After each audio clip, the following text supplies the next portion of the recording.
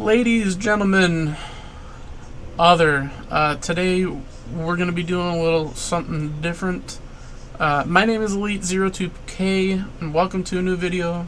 Today we are going to be talking about, admittedly something controversial, the Daniel Penny trial verdict and the unfortunate death of Jordan Neely. It is unfortunate. Now, to start off with this video, we're going to be walking through a bit of the facts, some context, my personal opinions on what happened, and who may or may not be responsible for the death of Jordan Neely. I personally spent about 100 hours, give or take, watching this case, investigating the case, and looking through what court records are publicly available. The well circulated videos on X, YouTube, and such. It's a bit of a shit show from start to finish. There's a lot of true and false things going on about it. So, pretty much, at the time of the, we'll go through the backstory. So, at the time of his death, Jordan Neely was a 30-year-old black American, pretty much. He was a black American male who was a well-known street performer, specifically with the skills of impersonating Michael Jackson, often seen breakdancing in public and dressed like Jackson, performing some of Jackson's well-known dance moves like the crescent moon toe stand and the moonwalk. He was homeless at the time of the incident and struggled with addiction at the time of the incident, but we'll talk more about this in a bit. So, on the opposite end, you have Daniel Penny, 24-year-old at the time of the incident, a recently homebound Marine Corps veteran, and a lot of his backstory out of this, from what I can tell, is that of the average American citizen. For context needed for this future discussion, Penny is, as best as I can tell, making an assumption, a Caucasian male.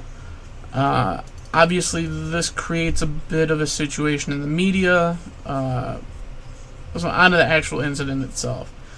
So, on May 1st, 2023, Jordan Neely boarded the New York City Railway car and was seen on video recordings of passengers used in trial yelling at other passengers, saying that he was hungry, thirsty, homeless, that he needed a job, and in different sentence, pretty much saying that he had nothing, that he wasn't afraid to die, he wasn't afraid to go to prison, and was walking up and down the aisle of the subway car threatening other passengers.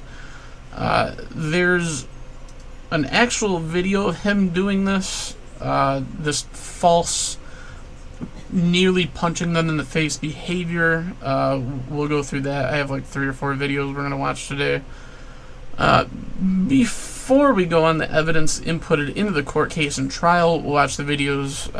You can clearly see an unfortunate case of erratic behavior that is abnormal to the way that most human beings conduct themselves on a personal and daily basis. This behavior pretty much can be assumed to be the side effect of one of 2 things, either mental illness or substance abuse.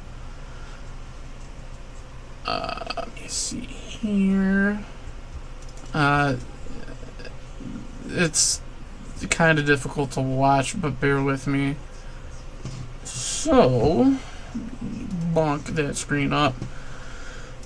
Oh, bookmarks.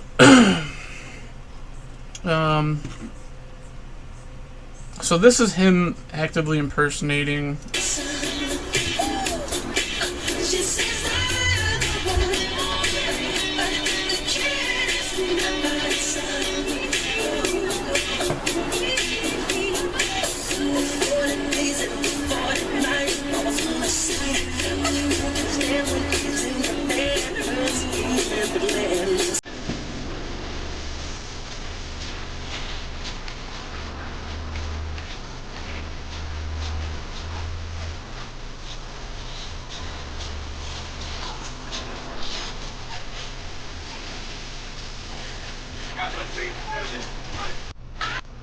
So as you can see here, he's participating in a bit of normal behavior. He's actually very good.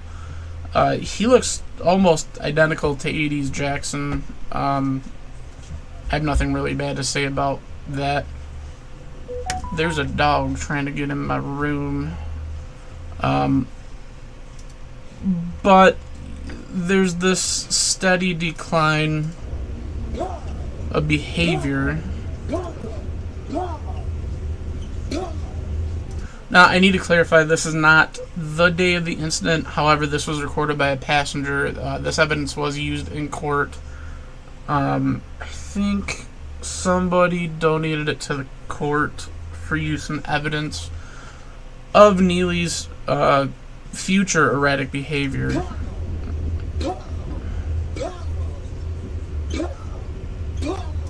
And you can see his face. He is 30-ish in this video.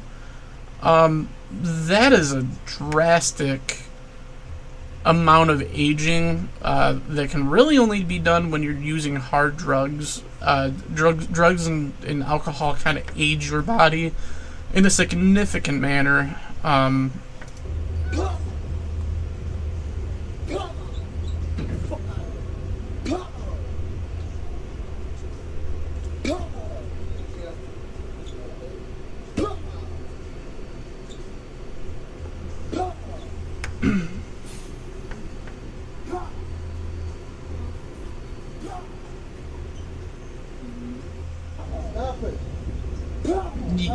You can hear passengers saying, "Stop it! These women are scared." It's real unfortunate.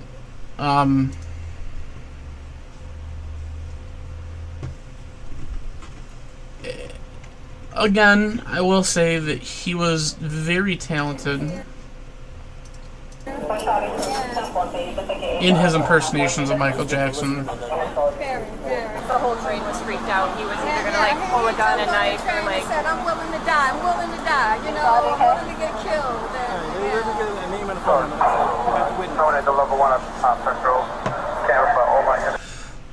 Now here, officers are trying to revive him and give him medical attention. When officers arrived, there's 3 or 4 different testimonies, one by officers, 2 by witnesses, stating that Neely was actually somewhat responsive and conscious when they showed up. He began seizing a couple minutes after officers arrived by scene. Evidence of substance abuse and overdosing behavior.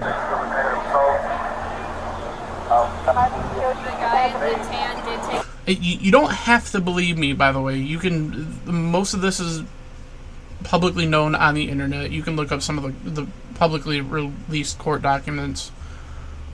It is what it is. Him down like very respectfully and just like held him down. He wasn't like I think that the guy is totally drove down. Right here. Yeah. Okay, what did you see? What did I see? I was sitting over there. I heard the young man that's on the floor saying, you know, hey, I'm willing to die, you know? I'll do anything. I'm willing to die. I'll go to jail. I don't care. I don't care. And he was saying it so loud that everyone turned around. So this young man, Train's going to be held here for a long period of time.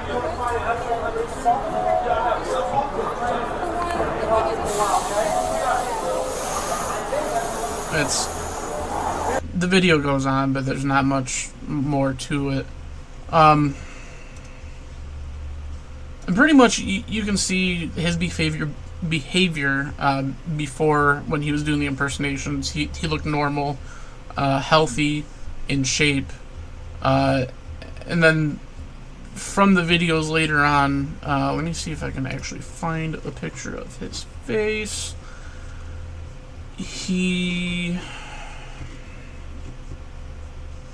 Here's another one. Rainbow. Angry Michael. See you, Michael.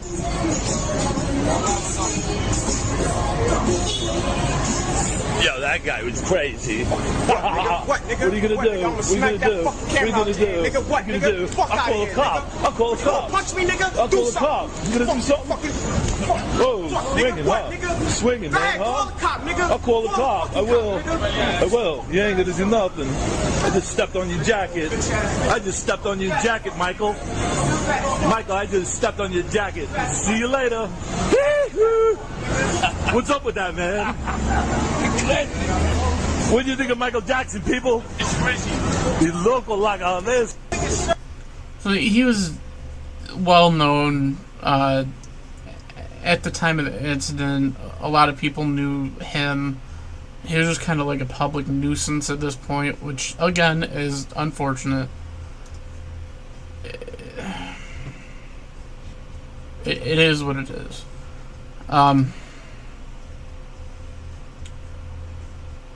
So you can pretty much see that this is not how normal people act by any means on an average day. This behavior is indicative of either mental distress or intoxication or both.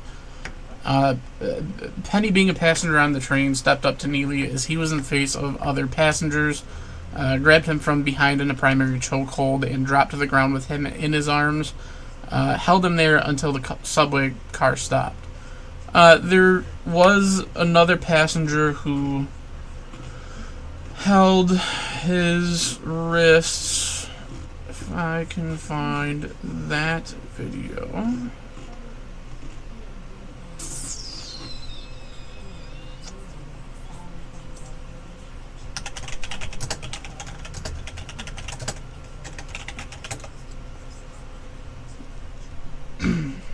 I got it's a picture, but so here you have Penny committing the primary chokehold. This, I think, gentleman is controlling his wrists, I would assume, to prevent him from reaching behind and hitting Penny. Obviously, there's a couple of concerned individuals involved, not just Penny. So for not one person to step up and try to subdue somebody, but multiple people to jump in and prevent this person from lashing out, acting out, pretty much being physically free, especially a person of color and a white man, and this guy looks like he's either white or Latino. Obviously, his behavior is unacceptable, to say the least.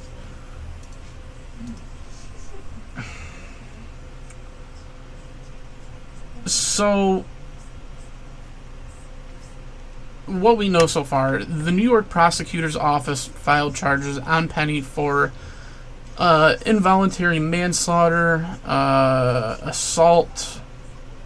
They tried to charge him with a hate crime, but that was later dropped. People from Black Lives Matter, Antifa, and other leftist organizations began mobilizing in the public, calling this a hate crime. Like I said, a white and black person being involved in the same incident. Obviously, that's going to happen. They called it a modern-day lynching of a black man, a whole bunch of shit. Penny himself, along with other victims, claimed that he was threatening passengers, and as stated before in the video, that Neely was quote-unquote unafraid to die, didn't fear going to jail, and other things. Now Penny sees this and pretty much subdues Neely in a normally non-fatal chokehold, and Jordan is seen squirming the entire time throughout the video, showing that Penny's pressure during the hold was meant to restrain, not to kill. From witness accounts, the hold was committed for upwards of 7 to 10 minutes. There is two different testimonies on coroner's report. The first one shows that the cause of death was asphyxiation caused by circulation of blood flow to the brain being cut off. And then another one showing that there was enough fentanyl in Neely's system to cause an overdose and be the cause of death. Now, if you know anything about a coroner's report, it is very hard to fake one of these for political or personal reasons. So it looks like, with the testimonies of the seizing when officers arrived on scene, it probably was an overdose. So we've talked about the evidence, the testimonies, and the eyewitnesses' accounts. The jury pretty much failed to charge Penny with any of these. The DA and prosecutor's office was trying to charge Penny with. They could not come up with a unanimous decision to indict Penny. So, it's the court side of it. Almost immediately after it happened, Neely's father and fans began saying how tragic this was, that Neely was targeted by this white man, and that racism in America is alive and well, and that this was a modern-day lynching. So enough with that. My personal opinion: I've suffered from mental illness and addiction, so I can actively speak on the perspective of Jordan Neely. Kind of, although I have never experienced homelessness. What I can say is that Neely's death was not responsible by Daniel Penny. If it was anyone's fault, that Jordan died, I would probably blame that on his father. I know it's kind of horrendous to say, but I think this is true. Jordan was homeless at the time and suffered from addiction. There was drugs, multiple drugs found in his system at time of death. So this means he was pretty much abandoned by his father, the people who so-called friends, and the people who surrounded him. But they came out in the aftermath and claimed that, you know, they loved Jordan. They couldn't believe that this would happen. They don't see why that this could happen. In my eyes, this is bullshit. If you love your son, if you love your friend, if you love your celebrity idol, whatever, he was a well-known TikTok star, you don't allow them to ruin their lives through substance abuse. Real friends step in the way between you and addiction, and kind of force you to get better. They punch you in the face, pretty much. The intervention style try to get you to get better. Jordan's father abandoned him, left him to rot on the streets. He is a failure of a parent in my eyes, a horrible human being, and he needs to accept some responsibility for his son's death. For all we know, this could have been prevented. I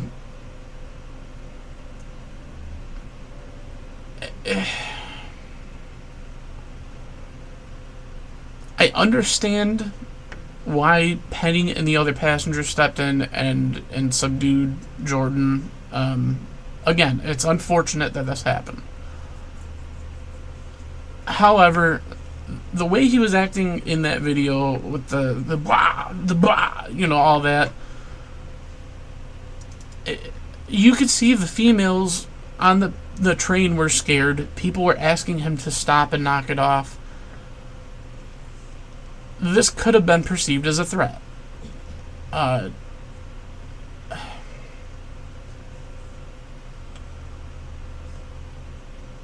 It's unfortunate. Jordan died because of lack of intervention in his life by his friends and his family. His father abandoned him. He was homeless. Homeless. If you loved your son that much, why did you not take him off the streets? Why did you not force him to go to rehab? But yeah, you want to come out after your son dies and say, oh, this is a tragedy. I can't believe this would happen. He didn't deserve this. You're right.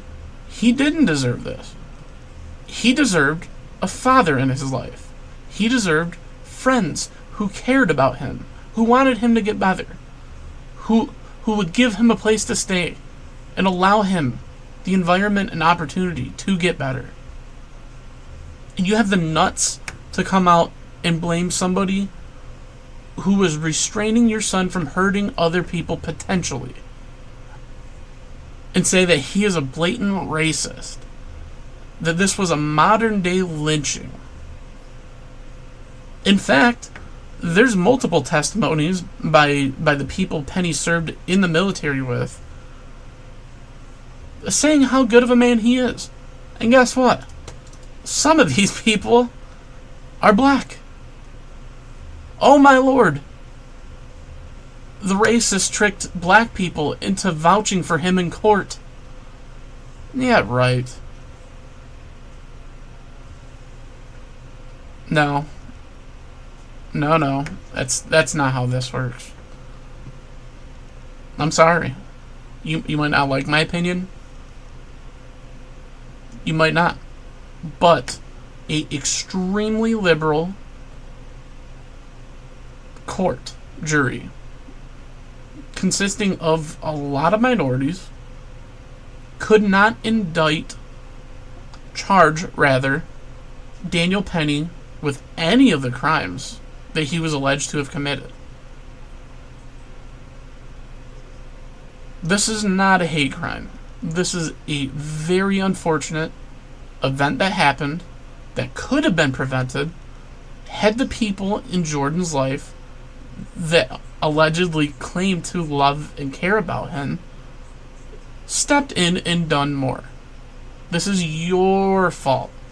Not Daniel Penny. Not the racism in America. Hell, there is racism in America, but this is not one.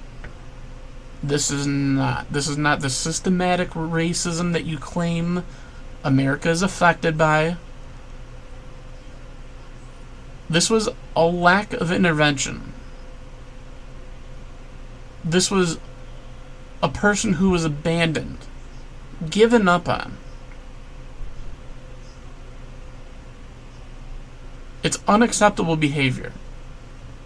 Jordan deserved better. You're right. He deserved a better father. He deserved better family. And he deserved better friends. He didn't deserve to die. But he did.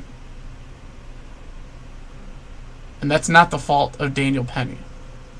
That is the fault of the people around Jordan who allowed him to fail.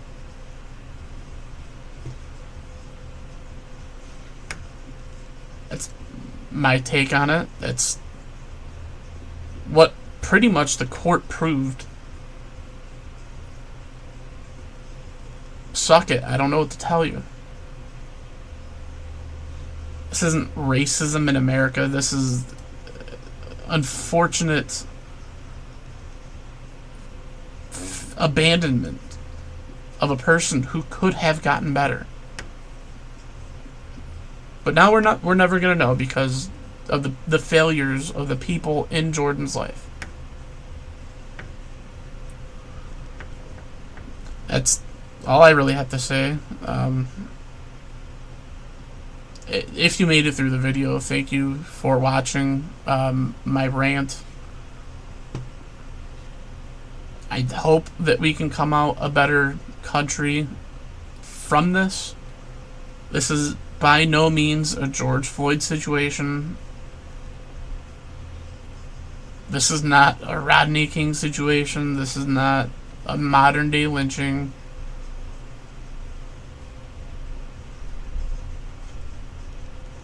It's not.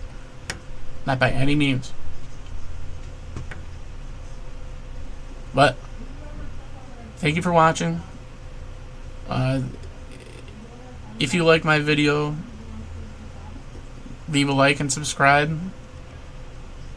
If you don't, you can argue with me in the comments, but I'm right.